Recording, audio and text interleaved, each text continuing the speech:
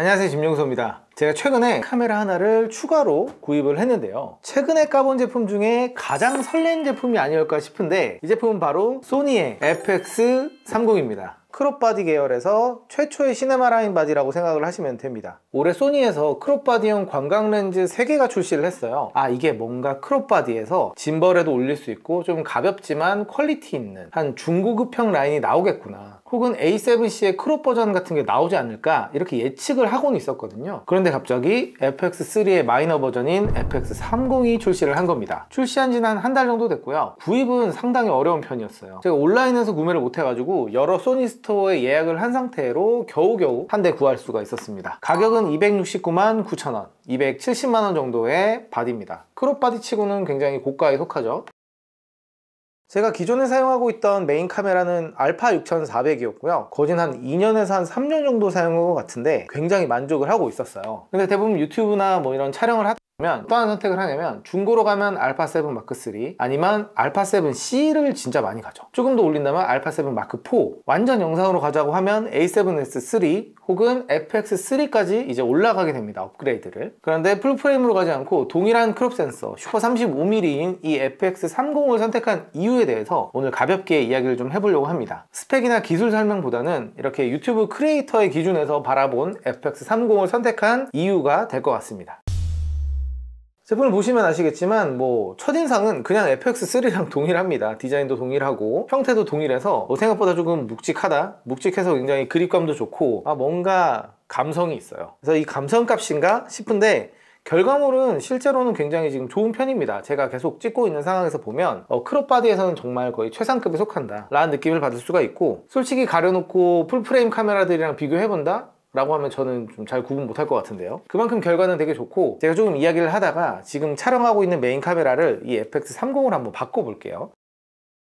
첫 번째, 제가 알파 6400에서 FX30으로 넘어온 이유, 솔직히 말해서 돈입니다. 금전적인 부분을 무시할 수가 없고요. 그 말은 뭐냐, 이 FX30이라는 선택은 비용을 최대한 적게 들이면서 최대한의 효율을 내고 싶은 사람에게 적합하다는 겁니다. 여유가 있으면 당연히 이거의 메이저 버전, 상위 버전인 FX3를 구입하는 게 낫겠죠. 그러나 비용을 한번 생각해 보자고요. FX3 풀프레임 시네마 카메라의 가격은 530만원 정도 되고요, 1635GM 렌즈를 장착하게 되면 220만원이 플러스가 돼서 가격이 대략 750만원에 육박하게 됩니다. 굉장히 비싸죠. 그러면 FX3 말고 S3를 한번 생각을 해보자고요. A7S3는 420만원 정도가 됩니다. 거기에 아까와 동일한 렌즈를 끼게 되면 640만원 세팅이 되는 거죠. 풀프레임은 렌즈도 비싸다는 사실을 잊으시면 안 됩니다. 그것보단 조금 낮은 중상급 기종인 A7 마크4를 생각을 해보자고요. 풀프레임 세팅에 기본적으로 510만원 정도의 비용이 들어가게 됩니다. 그럼 제가 여기서 FX30을 간다 그러면 풀프레임으로 넘어가진 못하겠지만 크롭 바디에서는 최상위급을 구입하게 되는 거고, 바디는 270만원, 렌즈는 제가 알파 6400에서 이미 사용하고 있는 시그마의 아트 렌즈를 그대로 가져와서 사용할 수가 있습니다. 시그마의 아트 렌즈는 대략 한 80만원에서 컨버터까지 사용하게 되면 대략 한 100만원 정도의 구성이고요, 저 같은 경우는 그 렌즈를 제외한 270만원이면 이 제품의 최대한의 효율을 끌어낼 수가 있습니다. 물론 그 렌즈도 없으신 분들한테는 이 270만원 플러스 100만원 정도가 돼서 총 비용은 한 370만원 정도의 비용이 소요가 되긴 해요. 그래서 이 제품을 구입하시려는 분들에게 최대 효율은 이미 크롭 바디를 사용하고 있는 유저들입니다.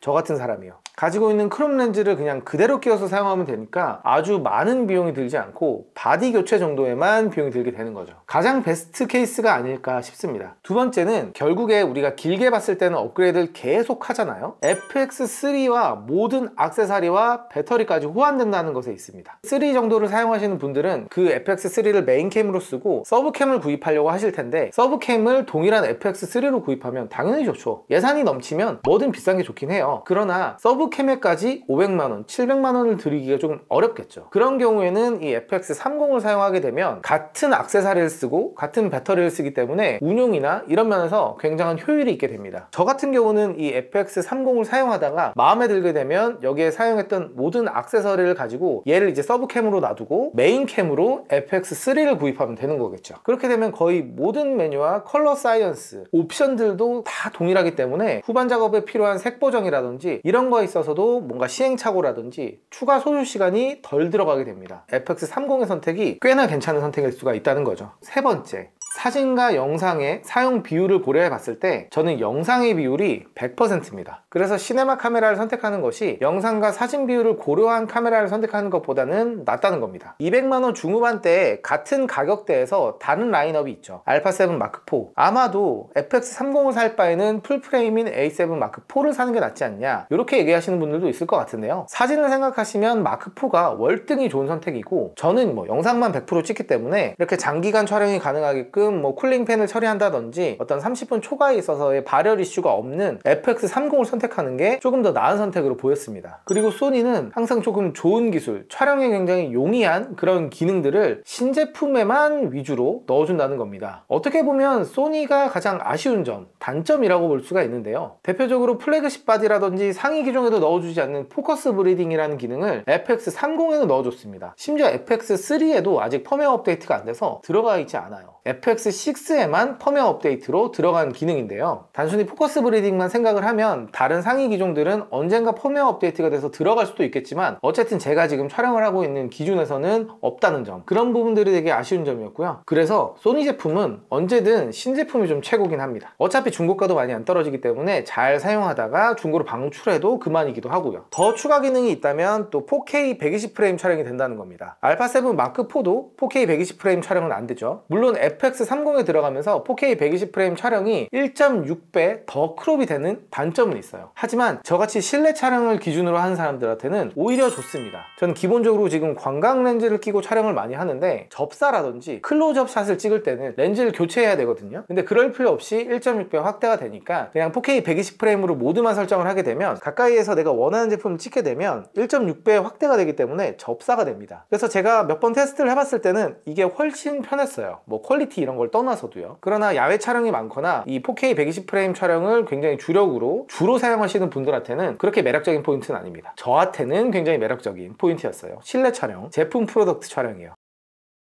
제가 이 타이밍에 이 바디로 한번 이 카메라를 변경해 보겠습니다. 네, 이렇게 변경을 완료했습니다. 요렇게 귀여운 앙증맞은 알파 6400을 뺐고요. 지금 보고 계시는 화면은 FX30입니다. 지금 균형이랑 이런 건 잡지 않았고 좀 급하게 넣느라고 아마 보시는 이 이미지가 굉장히 다르실 거예요. 이 6400과는 확실한 차이가 느껴진다 라는 것이 이제 제 생각이었고요. 근데 이번에 시네마 카메라 라인을 사보니까 굉장히 아쉬운 게 구성품이 정말 리얼로 허접합니다. 그냥 이게 종이 박스에 배터리 하나, 충전기 하나, 케이블 하나, 바디 하나, 끝. 아무것도 없어요. 요게 내가 요 돈 주고 산 게 맞나 싶은 느낌이 들긴 하지만 어쩌겠습니까. 지금 결과물이 좋기 때문에 저는 지금 충분히 만족을 하고요. 제가 앞으로 계속 사용해보고 옵션들도 아직 완전 정리가 되진 않았어요. 촬영 세팅이라든지 이런 것들이. 그래서 조금 더 사용해보고 이 세팅이 조금 정리가 되면 1인 크리에이터들 조금 편하게 사용하는 방법에 대한 옵션 설정, 이런 것들을 정리해서 영상으로 한번 담아보도록 할게요. 그래서 이번에 이렇게 가벼운 FX30에 대한 이야기는 여기까지였고요. 그러면 저는 다음 영상에서 뵙도록 하겠습니다. 감사합니다.